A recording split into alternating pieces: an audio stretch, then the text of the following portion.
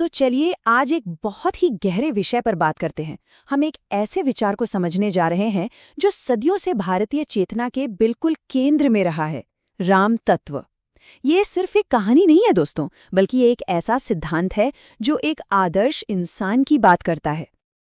अब सवाल ये उठता है, और ये सवाल बहुत बड़ा है, कि हजारों साल गुजर गए पर आज भी राम का चरित्र इतना रेलेवेंट क्यों है?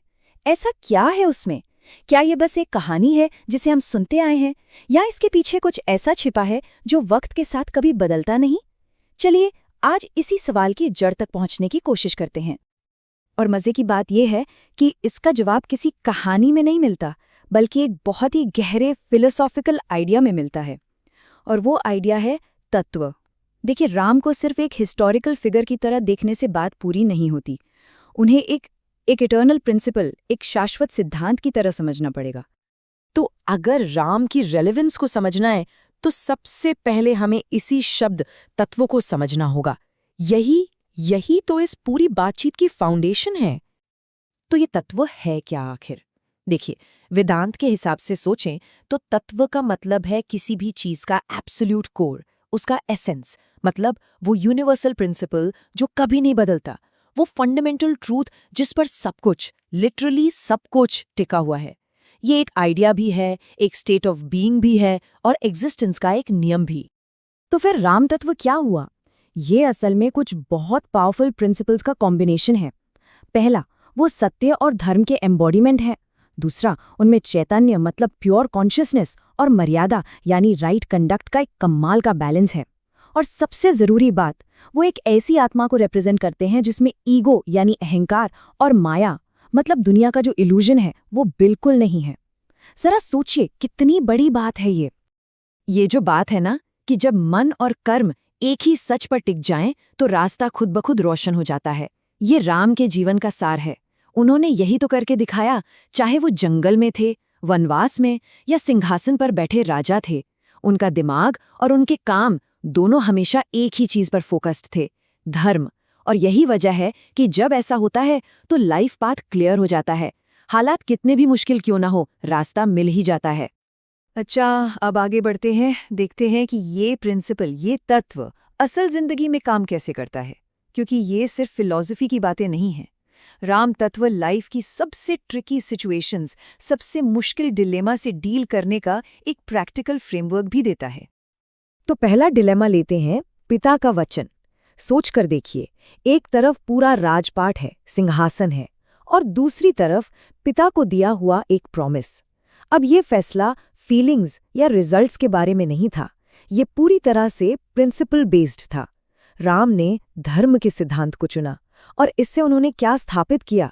यही कि किसी को दिया हुआ वचन अपनी पर्सनल एम्बिशन से हमेशा बड़ा होता है। और फिर आता है वो डिलेमा जो शायद सबसे ज्यादा कॉम्प्लेक्स है, सीता का निर्वासन। यहाँ एक पति का पर्सनल लव और एक राजा की सोशल ड्यूटी दोनों आमने सामने आ खड़े हुए। ये एक बहुत ही गहरा कॉन्फ्लिक्ट था पर्सनल फीलिंग्स और सोसाइटल ऑर्डर के बीच।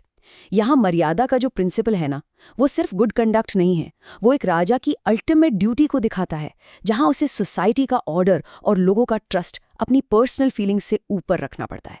ये फैसला कितना मुश्किल रहा होगा, पर यह प्रिंसिपल सेंटर्ड लीडरशिप का एक बहुत बड़ा उदाहरण है। तो मतलब ये हुआ कि ये जो फ्रेमवर्क है ये सिर्फ कहानियों तक ही सीमित नहीं है। राम का चरित्र एक तरह से हमारे अंदर का कंपस है, एक इंटरनल जीपीएस जो आज की कॉम्प्लिकेटेड लाइफ में भी सही गलत का रास्ता दिखा सकता है। चलिए अब एक कदम और आगे बढ़ते हैं, एक और गहरी लेयर में उतरते हैं। रामायण को सिर्फ एक हिस्टोरिकल इवेंट की तरह नहीं देखना चाहिए, इसे एक मेटाफर की तरह भी देखा जा सकता है, हमारी अपनी स्पिरिचुअल जर्नी का मेटाफर। ये हमारी आत्मा का एक मैप है, एक नक्शा। इस एलेगरी में हर कैरेक्टर, हर जगह का एक स्पिरिचुअल मीनिंग है। जैसे अयोध्या, वो हमारे मन की प्योर और डिसिप्लिन्ड स्टेट है। वनवास, वो हमारी इंटरनल स्ट्रगल और सेल्फ इंप्रूवमेंट की जर्नी है। लंका, वो है हमारे ईगो का किला, जिसे जीतना दुनिया में सबसे मुश्किल काम है। रावण कौन है? वो इल्यूजन, अटैचमेंट और ईगो का सिंबल है। और सीता हमारी प्योर इंटेलेक्ट है, हमारी शुद्ध बुद्धि, जिसे हमारे ही ईगो ने कैद कर रखा है, और वो सच के इंतजार में है ताकि वो आजाद हो सके। तो इस पूरे मेटाफोर का मतलब क्या निकला? मतलब ये कि जो लड़ाई बाहर लड़ी जा रही थी वो असल में हमारे अंदर चल रही लड़ाई का रिफ्लेक्शन है। असली जंग तो खुद के ईगो और इल्यूजन को जीतने की है, ताकि हम अपने ट्रू सेल्फ को, अपने असली सार को ढूंढ पाएं।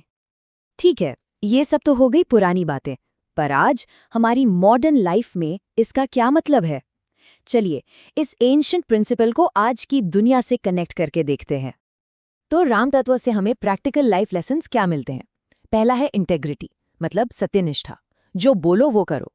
दूसरा है रिस्ट्रेंट, यानी संयम, अपने इंपल्सेस, अपने लालच पर कंट्रोल रखना। तीसरा है रिस्पॉन्सिबिलिटी, जिम्मेदारी, अपनी फैमिली, सोसाइटी और खुद के प्रति जो ड्यूटी है उसमें बैलेंस बनाना।